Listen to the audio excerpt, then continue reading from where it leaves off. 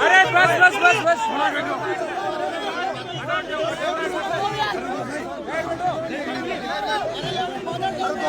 भाई साहब 1 मिनट जाओगे भाई साहब 2 मिनट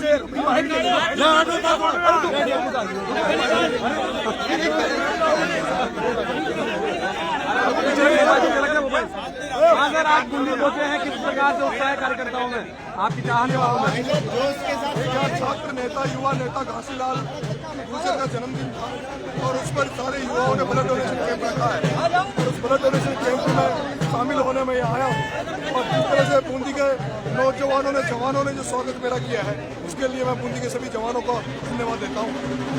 भगत सिंह पार्टी का आपने ऐलान किया है, भगत सिंह पार्टी आपने बनाई, क्या कहना चाहेंगे? भगत सिंह सेना हमने एक सामाजिक संगठन का गठन किया है। सामाजिक संगठन सभी जनहित के लिए काम करेगा, किसानों के लिए काम करेगा। ये भगत सिंह सेना नौजवानों के लिए काम करेगी, बेरोजगारों के लिए काम करेगी। भगत सिंह सेना पर्यावरण, नशा मुक्त राजस्थान, भ्रष्टाचार मुक्त राजस्थान के लिए काम करेगी।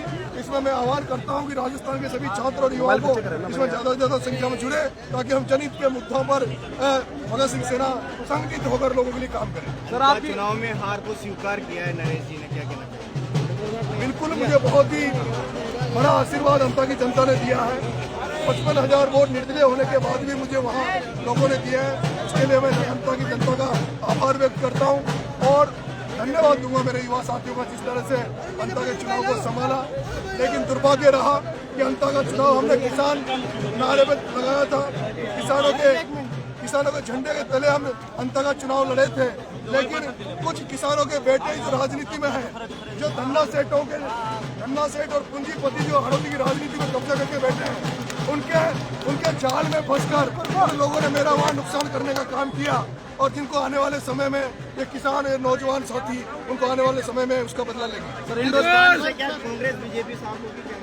बिल्कुल हमारा मन है कि राजस्थान में तीसरा विकल्प बने और थर्ड मोर्चा राजस्थान में आए। सर, इंडोली में डिमांड है सर आपकी बड़ी? मेरा मन है कि मैं अगली बार 2028 का चुनाव इस बूंदी की धरती से अनाउंस कर रहा हूँ कि अगली बार 2028 का चुनाव नरेश सिन्हा 2 सीट पे चुनाव लड़ेगा और उसमें हो सकता है इंडोली भी एक हो।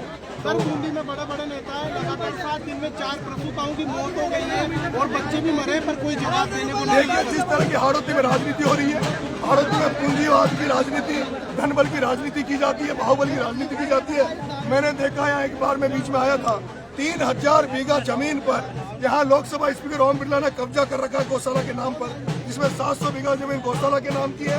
बाकी उसने किसानों की जमीनों को सस्ते दामों पर दादा हड़प लिया है। यहाँ जिस तरह की राजनीति है, उस राजनीति के खिलाफ हम मोर्चा खोलेंगे, सड़कों पे उतरेंगे और इनके जितने कुकृत्य हैं उनको सामने जनता के लाएंगे। सर, अशोक चांदना यूँ तो प्रदर्शन करते हैं पर बूंदी में 4 मौतें हो चुकी है, जो मैंने आपको बताया, उनको न्याय क्यों नहीं दिला पा रहे? अशोक जी चांदना साहब एक किसान घर में पैदा हुए, उससे आशा करते थे हम कि वो किसानों के लिए, हितों के लिए काम करेंगे। लेकिन उसने जिस तरह से पिछले लोकसभा चुनाव में प्रहलाद गुंजल को हराने का काम किया, उसने जिस तरह से मेरे को और वहाँ पे जो मेरे साथ एक बीजेपी से भी एक किसान के बेटे को टिकट मिला था, मैं चुनाव लड़ने के बाद भी मैंने जो मोरपाल सुमन किसान का बेटा चुनाव लड़ रहा था उसके खिलाफ एक शब्द नहीं बोला। लेकिन जिस तरह से अशोक चांदना ने वहां जाकर जिस तरह से प्रमोद जैन भाई एक धन्ना सेठ के लिए काम किया है, उसको ये जनता नहीं भूलेगी, किसानों के बेटे कभी नहीं भूलेंगे। तो इंडोली में चका देंगे आप सबक माने? बिल्कुल मैं 28 तारीख को हेलीकॉप्टर से, मेरी इंडोली में बड़ी एक सभा है, उसमें आ रहे हैं। Thank you.